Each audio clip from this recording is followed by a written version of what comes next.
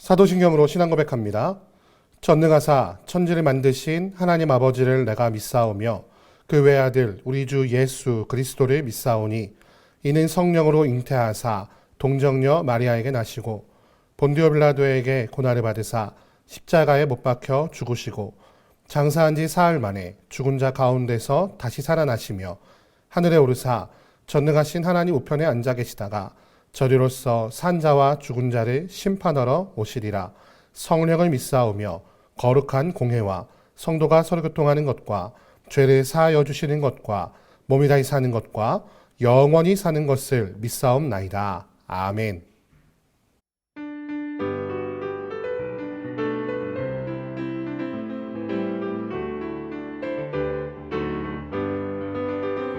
내가 매일 기쁘게 순례의 길 행함은 주의 팔이 나를 안보함이요 내가 주의 큰 복을 받는 참된 비결은 주의 영이 함께함이라 전에 죄에 빠져서 평안함이 없을 때 예수 십자가의 공로 힘입어 그 발 아래 엎드려 참된 평화 얻으면 주의 영이 함께함이라 성령이 계시네 할렐루야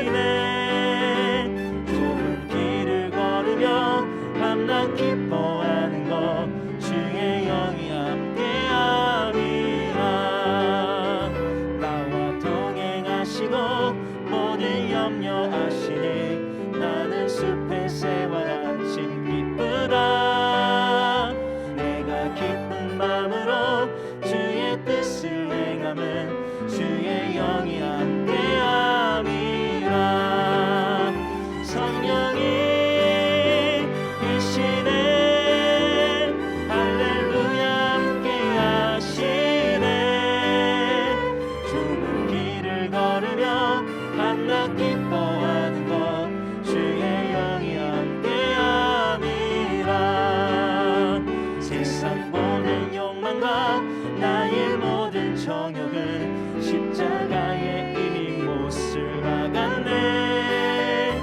어두운 밤이 지나고 무거운 짐 벗으니 주의 영이 함께함이라 성령이 계시네 할렐루야 함께하시네 좁은 길을 걸으며 밤낮 기뻐하는 것 주의 영이 함께함이 성령이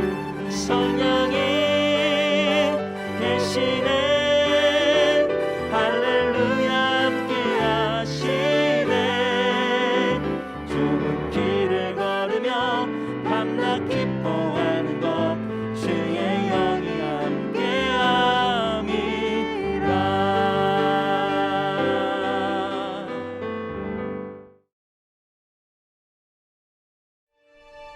엘리가 매우 늙었더니 그의 아들들이 온 이스라엘에게 행한 모든 일과 회막문에서 수종드는 여인들과 동침하였음을 듣고 그들에게 이르되 너희가 어찌하여 이런 일을 하느냐?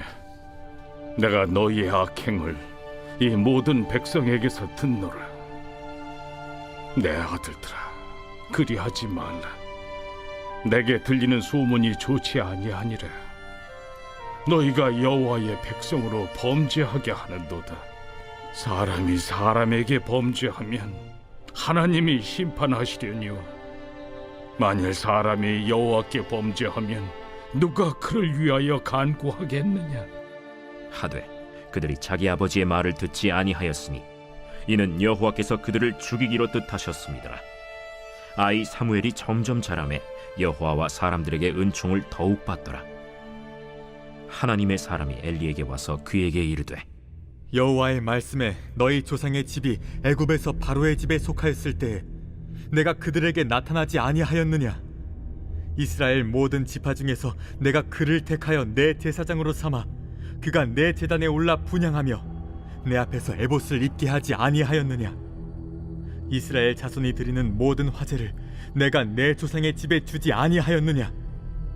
너희는 어찌하여 내가 내 처소에서 명령한 내 제물과 예물을 밟으며 내 아들들을 나보다 더 중히 여겨 내 백성 이스라엘이 드리는 가장 좋은 것으로 너희들을 살지게 하느냐? 그러므로 이스라엘의 하나님 나 여호와가 말하노라. 내가 전에 내 집과 내 조상의 집이 내 앞에 영원히 행하리라 하였으나 이제 나 여호와가 말하노니 결단코 그렇게 하지 아니하리라. 나를 존중히 여기는 자를 내가 존중히 여기고 나를 멸시하는 자를 내가 경멸하리라. 보라, 내가 내 팔과 내 조상의 집 팔을 끊어 내 집에 노인이 하나도 없게 하는 날이 이를지라.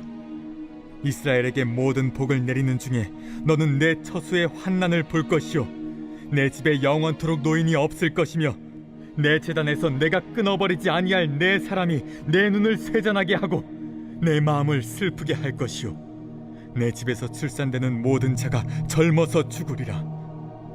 내 두 아들 홈니와 비느하스가 한날에 죽으리니 그 둘이 당할 그 일이 내게 표징이 되리라. 내가 나를 위하여 충실한 제사장을 일으키리니 그 사람은 내 마음 내 뜻대로 행할 것이라.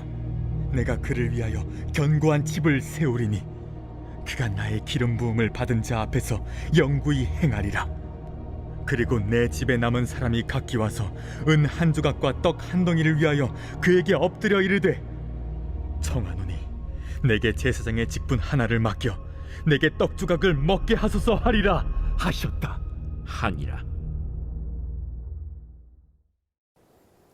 오늘은 사무엘상 2장 22절에서 36절 말씀해 가지고 누구를 중히 여기는가라는 제목으로 하나의 말씀 함께 나누도록 하겠습니다. 오늘 본문 22절 말씀 보니까 엘리가 매우 늙었더니라고 말씀을 시작하는 것을 볼 수가 있습니다. 이 엘리가 늙었다라고 기록하고 있는 사무엘상 기자의 목적에는 세 가지가 있는 것을 볼 수가 있습니다. 첫 번째는 매우 늙었기에 그는 하나님의 뜻을 온전히 분별할 수 있는 지혜가 점차 사라지고 있었다. 그래서 두 아들을 온전히 관리하지 못하고 신앙을 전수하지 못했다라는 것을 드러내고 있는 것을 볼 수가 있습니다. 또 이 늙었다는 것에는 하나님을 온전히 따를 힘과 능력이 없다는 것뿐만 아니라 하나님을 잘 알지 못하는 영적으로 늙어버린 엘리의 모습을 또한 보여주고 있는 것입니다. 세 번째는 바로 26절에 아이 사무엘이 점점 자라매 여호와와 사람들에게 은총을 더 받더라라는 것과 대비되는 효과를 보여주고 있습니다.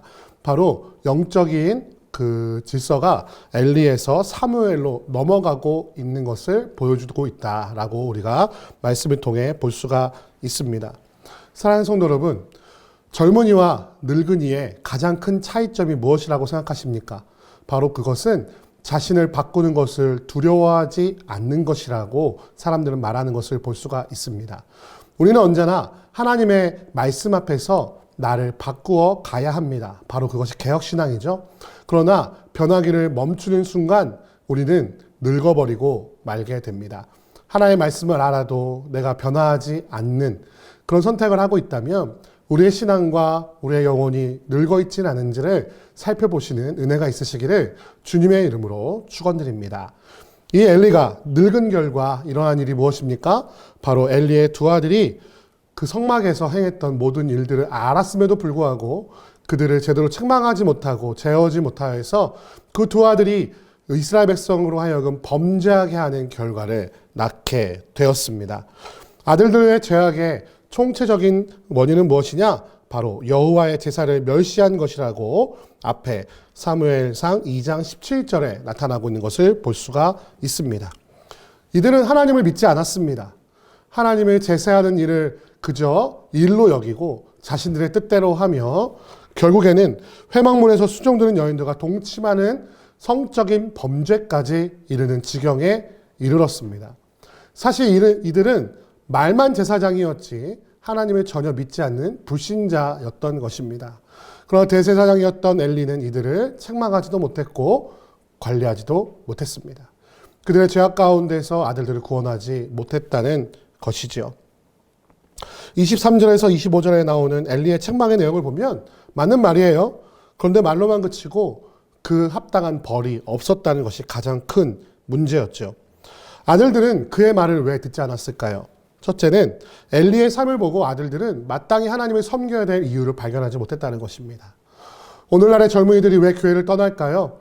그들의 이야기를 들어보니까 자신들의 부모의 신앙을 보니까 교회를 다녀봐야 아무 소용없다라는 것을 깨달았기 때문이라고 대답하는 젊은이들이 참 많은 것을 발견할 수 있습니다. 우리가 먼저 하나님의 뜻대로 살아가며 그 말씀의 뜻대로 열매를 거두는 것을 보여주어야만 다음 세대가 하나님의 말씀대로 살아가기로 결단한다는 사실을 우리는 잊지 않아야 합니다. 엘리는 그의 삶 속에 하나님의 말씀을 들은 적도 없고 하나님을 아는 지식은 많을지 모르겠지만 그 열매를 아무것도 맺지 않는 삶을 살았기에 엘리의 두 아들들은 엘리의 이 책망을 듣지 않았습니다. 또한 무엇입니까? 29절 말씀을 보면 그 이유를 알 수 있습니다. 29절 말씀에 하나님께서 말씀하시죠. 너희는 어찌하여 내가 내 처소에서 명령한 내 재물과 예물을 밟으며 내 아들들을 나보다 더 중히 여겨 내 백성 이스라엘에게는 가장 좋은 것으로 너희들을 살지게 하느냐. 엘리는 하나님보다 아들들을 더 중요했다고 하나님은 평가하고 계십니다. 이 사실을 엘리의 아들들도 분명히 알고 있었을 것입니다. 엘리가 하나님보다 두 아들들을 더 잘 키우는 것에 관심을 갖고 있었다라는 것을 이미 이 아들들도 알고 있었다는 것이죠. 하나님께서는 결과적으로 이렇게 말씀하십니다. 나를 존중히 여기는 자를 내가 존중히 여기고 나를 멸시하는 자를 내가 경멸하리라. 하나님보다 아들들을 더 중히 여기는 것은 사랑이 아니라 두 아들의 파멸을 가져오게 되었습니다. 가문을 멸절시키고 환난을 겪으며 두 아들은 한날에 죽게 될 것이라는 하나님의 심판을 받게 된 것이죠. 대제사장의 가문이었던 엘리의 가문이 제사장의 끄트머리 가문이 될 것이라고 하나님의 사자는 전달하고 있었습니다. 사랑하는 성도 여러분, 모든 사람은 우선순위를 가지고 살아가게 됩니다. 우선순위라는 것은 사실 가치의 기준입니다. 어떤 것에 가치를 두고 무엇을 먼저 취할 것인가. 말하자면 세상을 살아가는 원칙이라고 볼 수 있겠죠. 그렇기 때문에 저마다 다른 원칙과 우선순위를 가지고 살아가게 됩니다. 사랑하는 성도 여러분, 우리는 무엇을 우선으로 생각하고 중요하게 여기고 있습니까? 그것이 바로 우리가 추구하고 있는 것입니다. 시간이 없습니까? 재물이 없습니까? 그래서 하나님의 명령대로 살아갈 수 없습니까? 그렇다면 우리는 시간과 재물을 하나님보다 더 중하게 여기고 있다는 것입니다. 하나님을 섬기는데 우리에게 부족한 것이 없습니다. 하나님께서 하나님을 섬길 수 있도록 모든 것을 다 더해주셨습니다.